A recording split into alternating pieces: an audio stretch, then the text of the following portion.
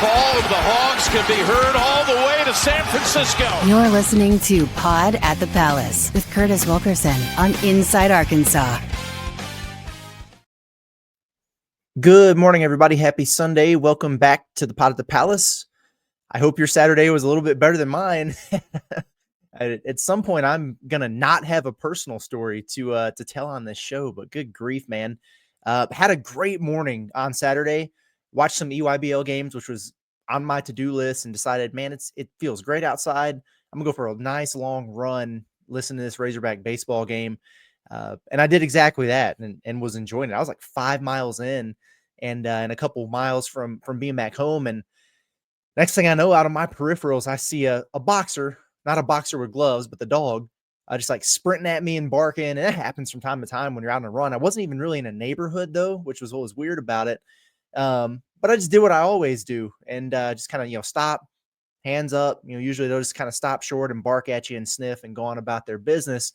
And that's exactly what this one did. But his buddy, a pit bull, just came charging right behind him and just immediately went in for a taste. Right? No hesitation, no snarl.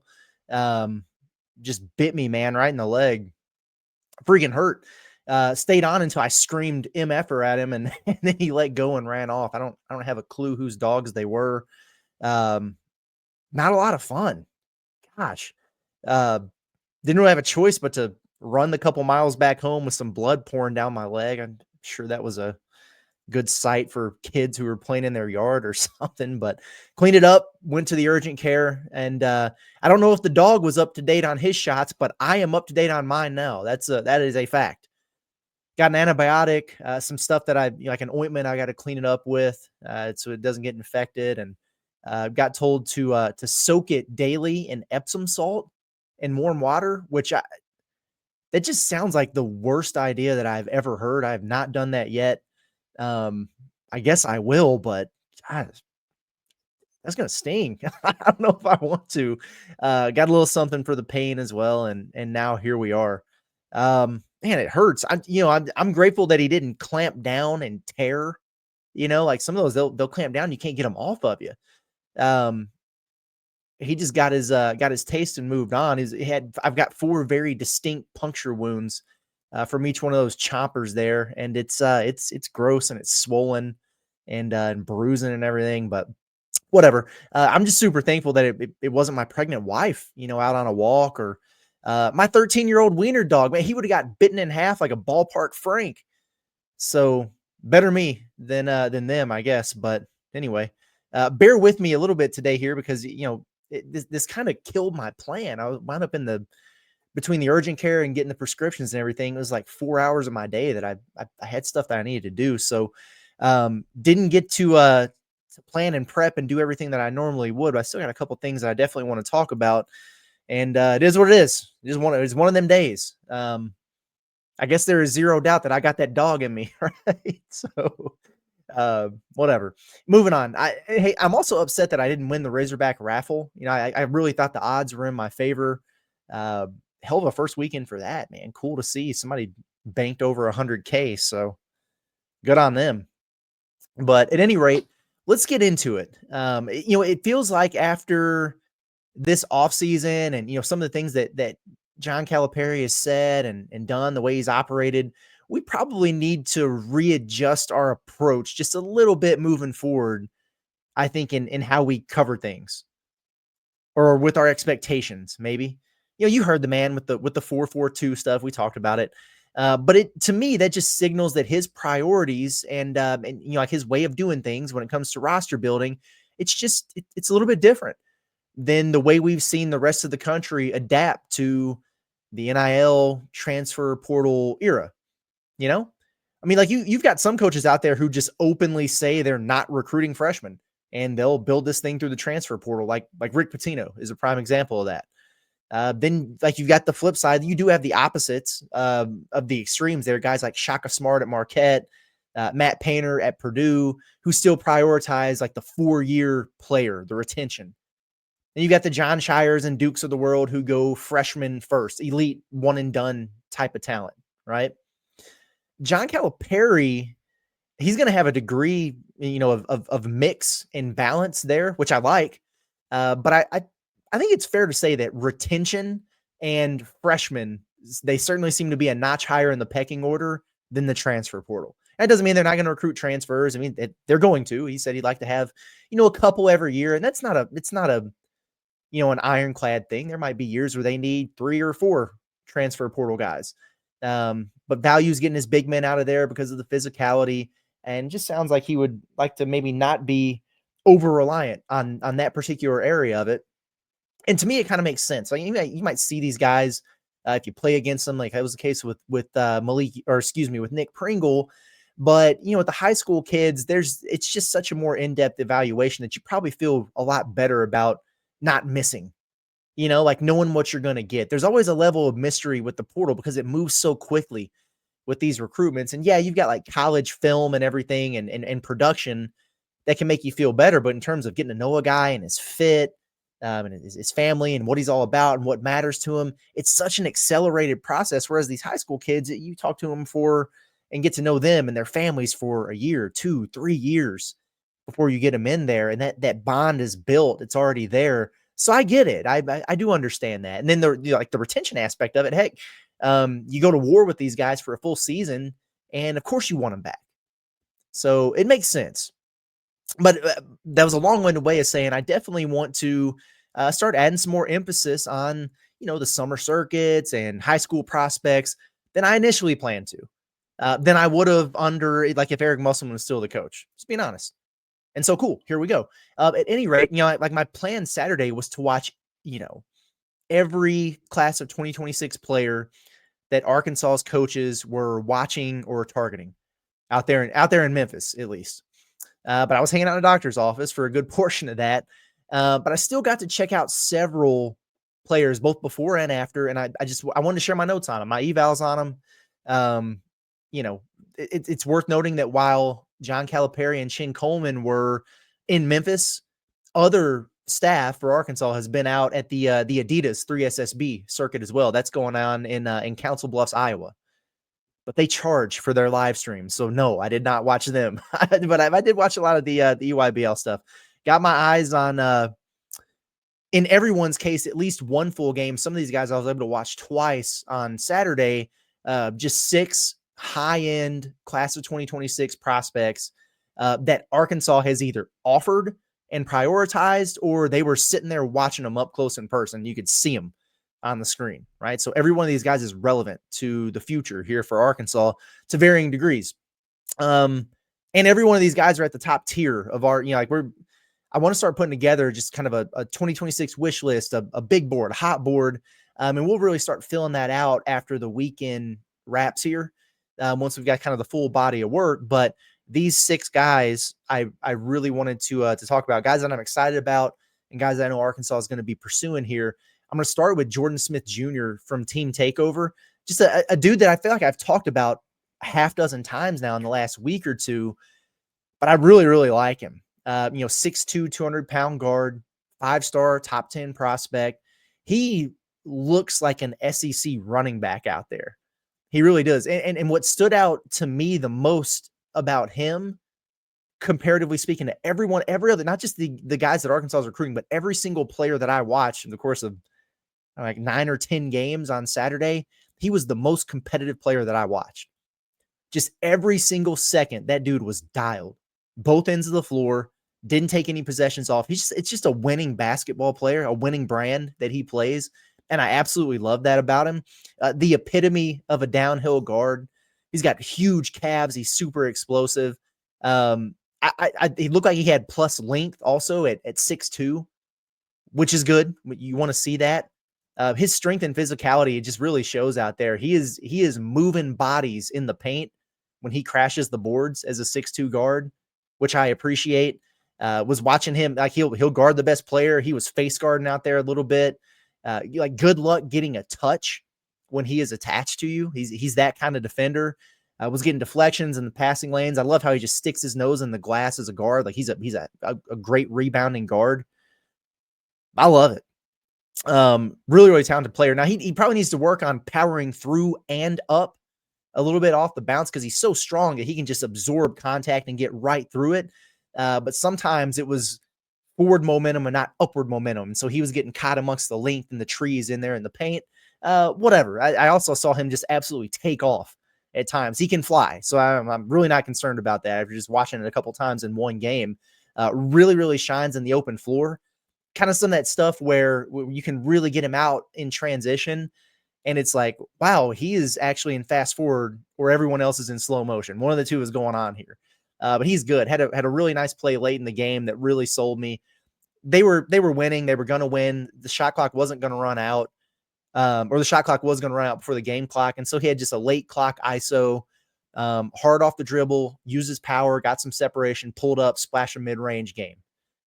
To me, he kind of fits more in that A-Cuff mold. If you're just thinking about guys who are going to be on the roster this year, but he's different. With his explosiveness and his athleticism and his finishing ability around the rim, like all that stuff is going to translate at a higher level right away. He's really, really good. Hilly's already a top 10 prospect in his class, but he could really, really push to be a top 5 level guy when it's all said and done. He's nice. The top overall prospect in the country. Good to see him back out there playing AAU ball. The crowds for Tyran Stokes and the Oakland Soldiers was huge, man. It was crazy out there to see that. I can't wait. I hope he plays in the Memphis event, or excuse me, in the Kansas City event, because I want to get out there and see him. Now, that's not a live evaluation period for coaches, but folks like me could be out there. So I really want to see him in person. I'm looking forward to that. But Tyran Stokes, if you just walked into the gym and you didn't know what you were watching, but someone said, hey, the number 1 player in the country is on this floor, you would look out there and you would immediately point to Tyran Stokes. Like he's got that look about him. And it's not just because he's 6'7", 240, but it's the way he carries himself. Like he's kind of got that aura to him that really kind of jumped off the page to me. And I've called him a point forward at times. And I don't think that's fair because it limits him. He is a Swiss Army knife that can really do anything. Just an impressive player. Like his advanced skill level, advanced physically, all the things that you see in a number 1 prospect. He can initiate. He can play off the ball. He can operate in the high post. There's a reason that this guy is the guy in his class.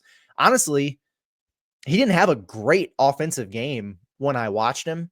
When he was getting to the rim and doing some things, pretty effective in transition. But he was missing his threes. He was short arming it a little bit, forced a couple of them. But I got to say, I was most impressed with his defense in the early portions of the game that I watched. Saw him with a help side drop down and came up with a steal, chested up on a driver, and then wound up blocking his shot off the backboard. Was defending the post at one point against a guy bigger than him and forced a miss. He's diving on the floor for loose balls. Number 1 prospect, especially those guys that give off that aura, didn't give off a lot of diva vibes to me as I was watching him. So he's he's that dude. And, again, why are we talking about him? Well, he said it himself. Arkansas is among just the few schools left that he wants to take a visit to. Man, that'll be a big time one. I'm thinking about that. Like it would probably be in the fall. Maybe you get him in for the Notre Dame football game. You think, unless you have a great basketball game home early in November, like if Baylor does come to town or whatever. But I'm thinking maybe that Notre Dame football game will be a perfect weekend to get that done and just roll the red carpet all the way out. So he was a lot of fun to watch. But there are 2 guys on that team worth keeping tabs of. And Stokes is one of them, but Jason Crowe is another with the Oakland Soldiers. But just another, top 10 5-star guard. And whereas we were talking about, Jordan, and it's like, he would probably fit more into the A-Cuff type or DJ type of role. Crowe, he kind of reminds me of Malik Thomas with he's 6'3", but he's got the super long arms, probably needs to put on some more strength, whatever. Not quite as erratic, at least in the game that I watched, as Malik, but he's got that electric component to him. It's almost not fair that he's teamed up with Tyran Stokes out there. It's kind of a juggernaut team. He's an absolute stud in his own right, though. Like he was not overshadowed sharing the floor with the number 1 player, which you like to see that in a guy. Long, lefty. You know how Arkansas feels about lefties, or how I feel about lefties. Every time I looked up, he was making a play. I think he had 27 in the game. Just gets where he wants when he wants. Great downhill driver. Nice layup package. He can finish in there. He's got the floater game. He's really good. And he's impactful on the defensive end as well. And that's one that Arkansas has been involved with a lot of guards, but in terms of my like list, he's up there. I really, really enjoyed watching Crowe and Jordan Smith play, but for very different reasons because they're very different players, but when I think about the type of guards that John Calipari gets, either one of those guys could really, really fit the mold, if I'm being honest. Christian Collins, that's one that I want to talk about for Team Why Not. Christian Collins was probably my favorite watch of the day. He just does everything. He did just a little bit of everything.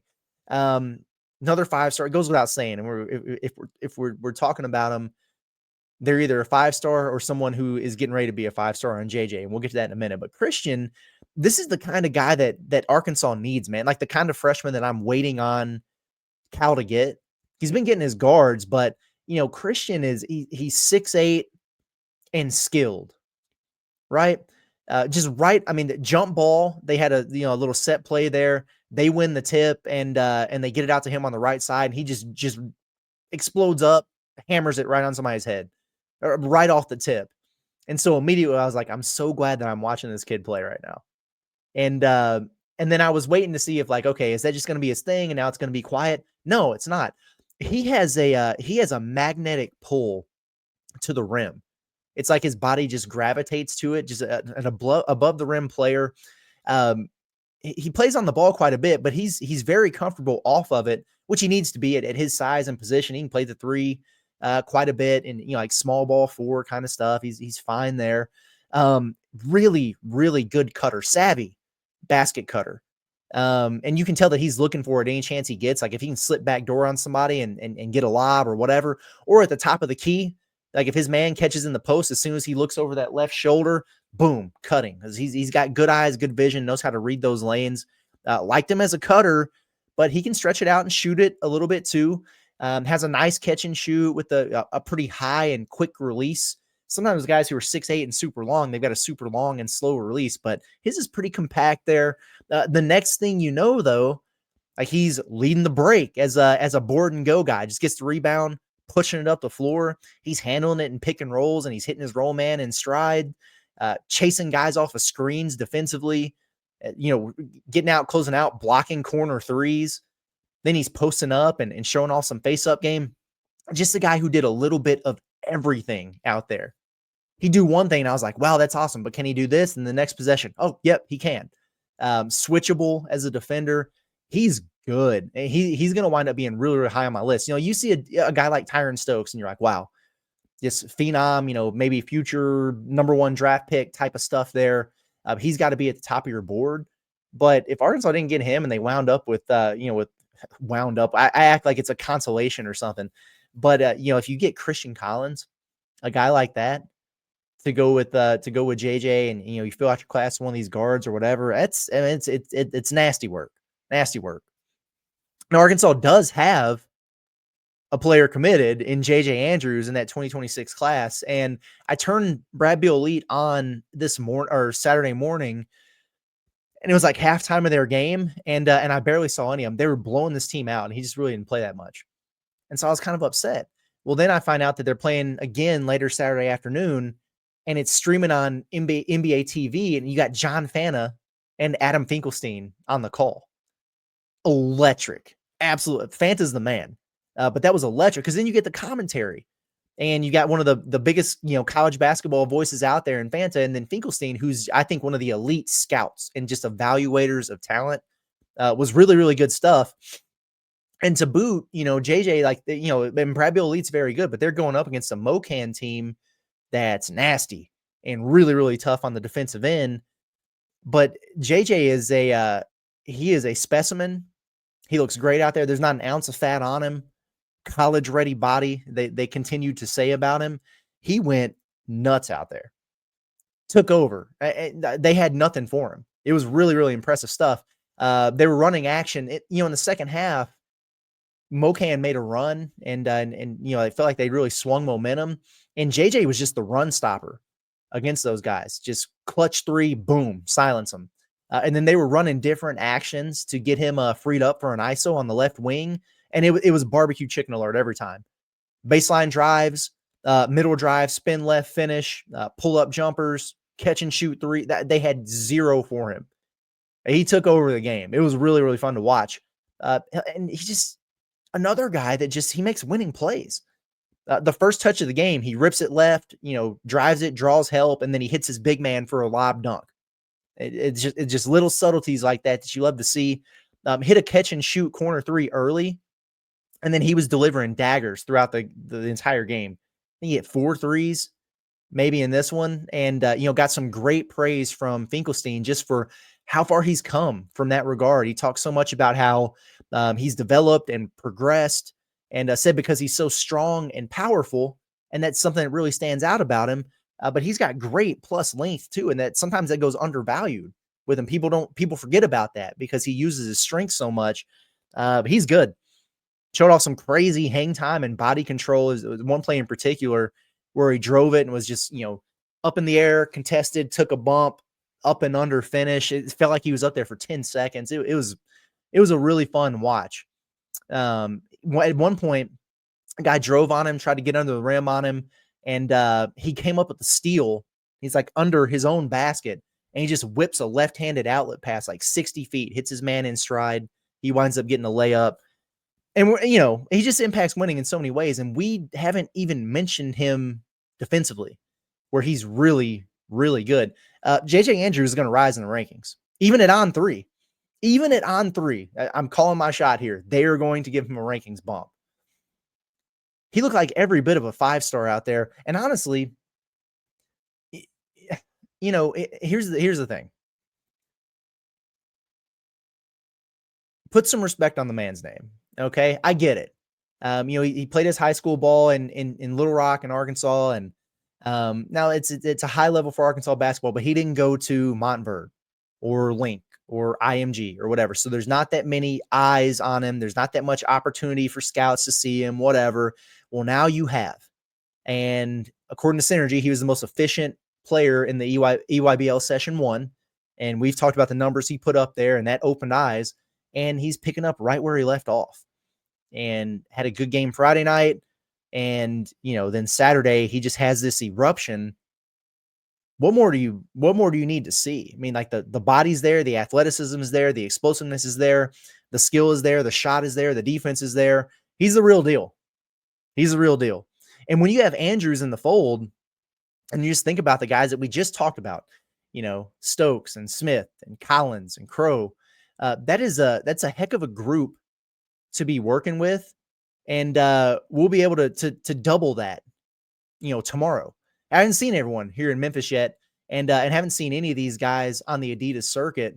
And I meant to bring up Taj Ariza, by the way, who this is interesting because on Team Why Not, you've got Christian Collins and Taj Ariza, who are similar in stature, similar in ranking, similar in position, and you're kind of recruiting both of them. I think Collins is probably more of the priority there.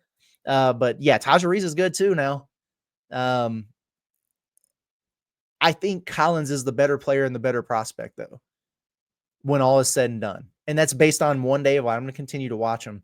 But Taj Ariza, anytime you hear, it's an NBA player with a son, it's hard not to immediately think John Calipari. Now, he didn't coach Trevor Ariza, but it's hard for me to really evaluate him objectively because, man, Trevor Ariza was like, you all have your favorites, NBA players or whatever growing up.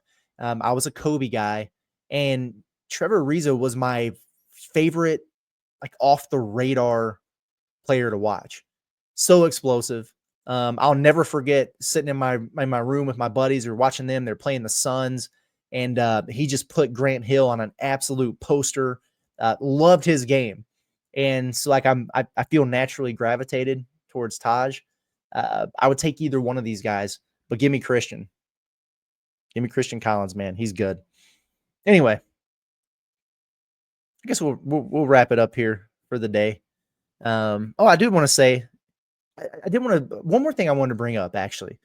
As soon as we get official confirmation from Carter Knox, I'm going to start doing some, like role allocation and minutes distribution stuff, and it'll be fun. We can tweak it as needed if they make any more moves in the coming days and weeks, whatever.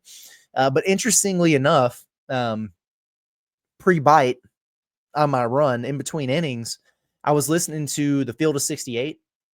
I know, right? But I listen to every second of National College Hoops talk that's out there, everything.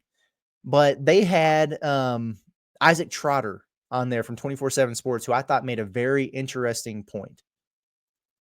They were actually talking about Kentucky and how Mark Pope he's kind of taking the opposite approach from Cal, where he's not letting injuries derail anything for them this season the way they just did. Like he may have over-recruited. And so Jeff Goodman was doing his spiel, rightfully so, and he was talking about, keeping everybody happy and feeding all those hungry mouths, and had, basically come to the conclusion that guys like Trent Noah and, freshmen like Jasper Johnson, Malachi Moreno are all probably going to get screwed there because Mark Pope's got too many mouths to feed, not enough minutes to go around, which may be true. But I did think that Trotter made a good point that I think Cal could consider, if he's trying to sell a role to another piece or Boogie to come back or like whoever, whatever. And it's talking in terms of possessions instead of minutes. I thought it was really interesting. Kind of like we've, moved away from batting average and place more value in on-base percentage, or, pick any stat, right? You look at WAR or whatever. It's just like the analytical era, if you play the right style and, the right pace, then honestly, like you play more possessions and less minutes can still mean the same amount of opportunity. It's like playing 20 minutes in the right system can get you the same amount of possessions on the floor or touches as 24 to 25 minutes elsewhere. Now, Arkansas is interesting here because Cal wants to play fast. He says that. He wants to get out in transition. They want to run. They want to play up tempo. But then you watched them this past year, and a lot of times they seem slower, pretty deliberate in the half court. But guys, a lot of that was because he had 6.5 healthy bodies. They had to grind it out. They had no choice. But didn't they always feel like they were their best when they were out in the open floor and running? It was like an interesting deal with them.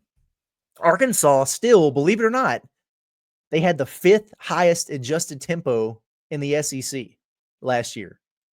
Just a hair behind Vandy for 4th, actually. I didn't think that was going to be the case. So comparatively speaking, they played faster than a lot of the teams in the SEC and didn't play as fast as they wanted to necessarily. The year prior, his Kentucky team led the SEC in adjusted tempo. It played at a faster rate than Alabama even. So there is some precedent there with Cal to, build that in the recruiting pitch with guys, which I just thought was neat. Like, let's get the analytics guys on it.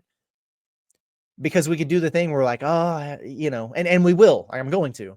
There's this many minutes at this position and that position. And if they add a guy here that kind of profiles as the 9th, can you get him 12 minutes or can you get him up to 18 or whatever? And if you're talking about it in that way, somebody might look at it and go, yeah, I don't know, man. Like I could probably get more somewhere else. But if you add into that, like, hey, but this is the type of basketball that we're going to play. And this is how it's going to look. And these are the number of possessions that we're going to have. And these are the touches that you're going to get. And I'm sure that these are things that they do, but I hadn't really thought about it in those terms. And I'm glad Trotter brought it up. I thought it was a good point. Thought it was interesting. Just wanted to share that with you. But at any rate, I'm out of here. Go to sleep. Clean my wound. Man, I hope y'all have a good day. Hope you're enjoying your weekend. Enjoy your Sunday. It's been Curtis Wilkerson with Inside Arkansas on the Path to Palace. Subscribe where you need to subscribe. I say that every show, but it's because we want you to do it. That's all. Y'all have a good one. We'll catch you next time.